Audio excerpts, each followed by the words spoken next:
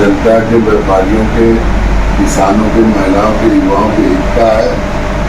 इसमें सबसे अच्छी बात ये हुई है जो इनकम टैक्स का स्लैब इन्होंने बढ़ाया है और मुद्रा योजना को बढ़ाया है और जल वाले में किया है। और सबसे अच्छी बात है जो इस हार्ट सिटी और नाइट्स बाजार लगाने के लिए इन्होंने सोचा, ये बहुत अच्छी बात। योजना में इन्होंने एक तरह से देखा जाए तो पिटारा खोल दिया और इनको ये लगा कि ये दिक्कतें हैं और इन्होंने उन दिक्कतों को दूर करने के हिसाब से इस बजट को दिया।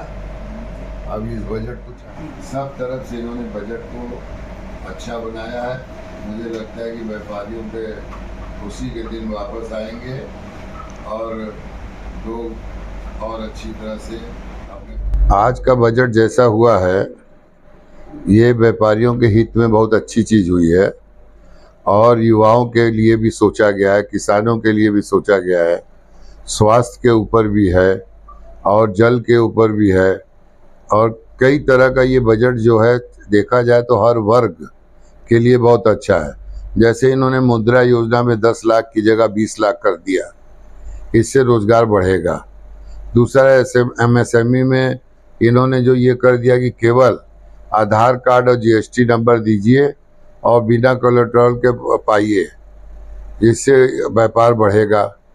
और इन्होंने जो इनकम टैक्स में छूट दे दी, ये भी 15 लाख में 20% की अच्छी छूट है। इस तरह करके इन्होंने कैंसर का इलाज में जो छूट दिया, मोबाइल फ़ोन सस्ते हुए, खनिज में कई तरह का छूट दिया।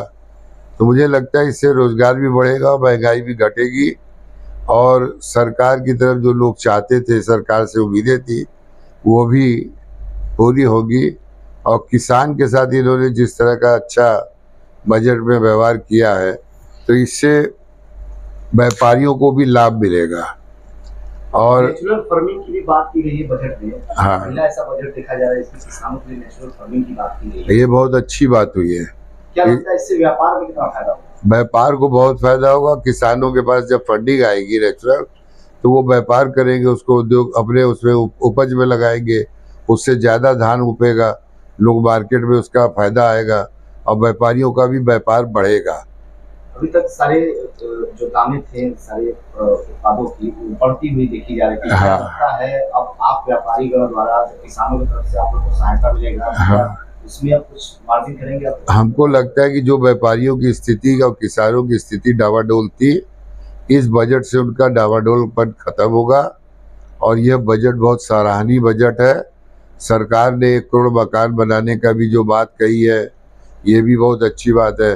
100 शहरों में इन्होंने जल की व्यवस्था का बात की है, ये भी अच्छा है।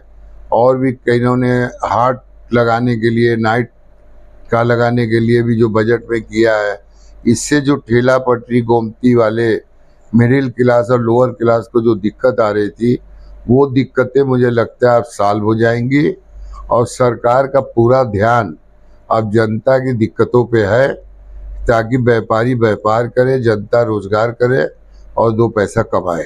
पंकज जी, क्या लग रहा है चुनावी रिजल्ट आने के बाद इस तरह का बजट आना, इसको आप किस तरह से देख रहे हैं? देखिए, जो भी है कुछ तो मामला है ही है। चुनाव में जो इनके साथ हुआ, इतना विकास करने के बाद पर इन्होंने बजट में लोगों का ध्यान पहले नहीं दिया, अब ये उसका ध्यान दे रहे हैं।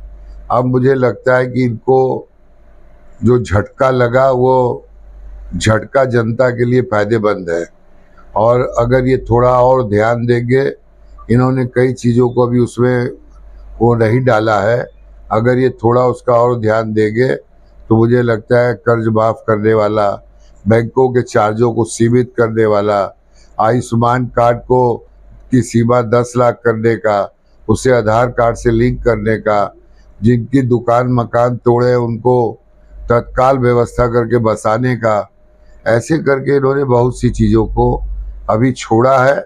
मुझे लगता है धीरे धीरे सरकार उस पर भी ध्यान देगी। आगामी चुनाव होने वाले हैं, क्या लगता है ये बजट कितना फायदेमंद है?